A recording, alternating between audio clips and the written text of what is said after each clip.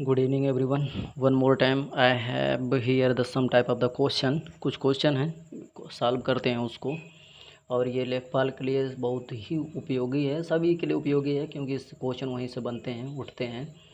और हम देख लेते हैं, और ज़्यादा क्वेश्चन एक्सप्लेन नहीं करेंगे ज़्यादा, क्योंकि नहीं वीडियो काफ़ी लंबी हो जाती है। तो जस्ट आते हैं। ये बता रहा है, निम्नलिखित में से किस नगर में प्रथम बौद्ध सभा आयोजित की गई थी? सबको पता है, लेकिन चारों ऑप्शन को देखना है, चारों ऑप्शन को एक्सप्लेन भी करना है। नालंदा की स्थापना कुमारगुप्त ने किया था। और ये आपके 51वां का जो आंसर हो जाएगा राजगिरी बिहार के राजगिरी वैशाली के सप्तपर्णी गुफा में हुआ था, जिसका उस समय राजा जो है अजातशत्रु जी थे। और वो अध्यक्षता किसने किया था? महाकश्यप जी ने किया था। और अजातशत्रु का उपनाम क्या था? कुड़िक था। क्या नाम था? कुड़िक था। कश्मीर का जो है बौद्ध सभा आयोजित हुई थी, कश्मीर में चौथी बौद्ध सभा आयोजित की गई थी कनिष्क कश्मीर के कुंडलवन में। और उतनी समय जो राजा थे कनिष्क थे शायद। और पाटलिपुत्र को तो बहुत सी यूनानियों ने पाटलिपुत्र को क्या कहा? पोलिप्रोथा भी कहा, लेकिन पाटलिपुत्र की स्थापना जो है उदयन ने किया था। इसके बाद और आगे हम चलते हैं। निम्नलिखित में से कितने हितोपदेश की फारसी में अनुवाद किया? तो ताजुल माली ने किया था। ताजुल माली जी ने हितोपदेश का फारसी में क्या किया था? अनुवाद किया था। दारा सिकों के बारे में सब जानते हैं। अब्दुल कादिर बदाऊनी इतिहास के बहुत बड़े इतिहासकार हैं। इतिहास में इसके बाद किस कंपनी ने सर्वप्रथम रेल सेवा प्रारंभ किया? सब लोग जानते हैं, वही जो 1853 में मुंबई से थाड़े के बीच चली थी। लेकिन तब उस समय कंपनी का नाम था, ये जो बी ऑप्शन आपका दे रहा है ये वाला, ग्रेट इंडियन पेनिनसुलर रेलवे 1853 में सबसे पहली रेल सेवा कंपनी थी, जिसने रेल को स्टार्ट किया, बनाया, सर्विस में दिया। तो उस कंपनी का नाम ऑप्शन बी सही हो जाएगा। 1853 में वही जो है कौन व्यक्ति थे? डलहौजी थे शायद। डलहौजी के समय में भारतीय राष्ट्रीय कांग्रेस का अध्यक्ष 1885 में महासचिव कौन थे? तो भारतीय राष्ट्रीय कांग्रेस के अध्यक्ष शायद ये ह्यूम हैं, ऑक्टेविलियन ह्यूम इनका नाम जाना जाता है। और ये इतिहासकार के साथ साथ ये बहुत बड़े पक्षी वैज्ञानिक भी थे। WC बनर्जी के बारे में सभी लोग जानते हैं। व्योमेश चंद्र बनर्जी, ये भी कांग्रेस पार्टी से संबंधित है। इसके बाद आ जाता हमारा दादा भाई नौरोजी के बारे में, तो बहुत कथन प्रसिद्ध है। सबसे पहली बात, इनको वायुवृद्ध कहा जाता है। और उसके बाद स्वराज शब्द का प्रयोग भी सबसे पहले इन्होंने ही किया था। फिरोज शाह मेहता के बारे में हम देख लेते हैं। कॉमन हाउस में चुने जाने वाले सबसे पहले भारतीय थे फिरोज शाह मेहता। इसके बाद क्वेश्चन नंबर 55 आ जाता है। यहाँ पे आप देख रहे हैं क्वेश्चन नंबर 55, बंगाल ब्रिटेन की वस्तुओं का बहिष्कार का सुझाव सर्वप्रथम किसने दिया था?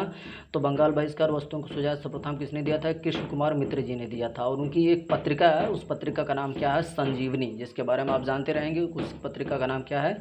संजीवनी। और इसके बाद तकला मकान हमारा मरुस्थल अवस्थित है। तकला मकान हमारा मरुस्थल जो है ये चीन के सिजियांग प्रांत में शायद है। और मंगोलिया हमारा पड़ता है, जो डोरम नदी के किनारे है। और इसके बाद क्वेश्चन नंबर हम 57 के बारे में आ जाते हैं। किस द्वीप समूह को सीप द्वीप समूह कहा जाता है? तो वेलिंगटन द्वीप समूह को, जो है फारो द्वीप समूह को शायद सीप द्वीप समूह कहा जाता है। और ये जो डेनमार्क है, डेनमार्क हमारे यूरोप में पड़ता है। इसके बाद वेलिंगटन जो द्वीप पड़ता है ये केरल के कोच्चि में पड़ता है। मदिरा द्वीप के बारे में कुछ नहीं पता है बहुत ज़्यादा। कनारी द्वीप जो पड़ता है आपके स्पेन में पड़ता है। कर्क रेखा किस राज्य से होकर के गुजरती है? तो कर्क रेखा शायद, अच्छा, वेलिंगटन द्वीप के बारे में अगर हम यहाँ जान लें, वेलिंगटन द्वीप एक ऐसा द्वीप है जिसको कृत्रिम द्वीप के नाम से भी जाना जाता है।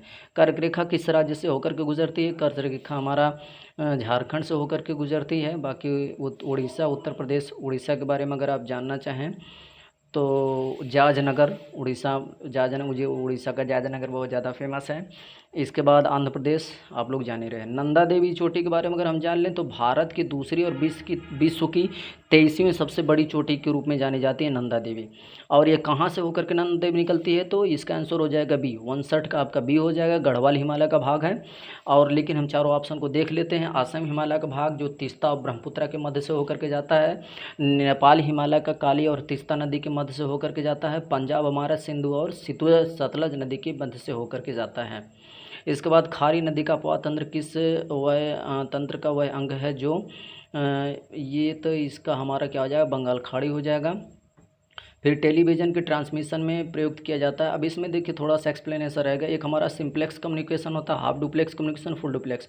तो इसमें तो क्या हो जाएगा, सिंप्लेक्स कम्युनिकेशन हो जाएगा। लेकिन हाफ डुप्लेक्स कम्युनिकेशन क्या होता है, एक खाली जो रिसीव करता है उसका रिप्लाई नहीं दे पाता है, वो हाफ डुप्लेक्स होता है। लेकिन जब दोनों लोग भेजते हैं और दोनों लोग रिसीव करते हैं, देखते हैं मैसेज को, such type of condition is also known as the full duplex. तो उसको हम फुल डुप्लेक्स के रूप में जानते हैं। After this guys I will also try to present you another type of the videos. If it is also the helpful for you, then just being a subscriber you try to help me now. Thank you guys.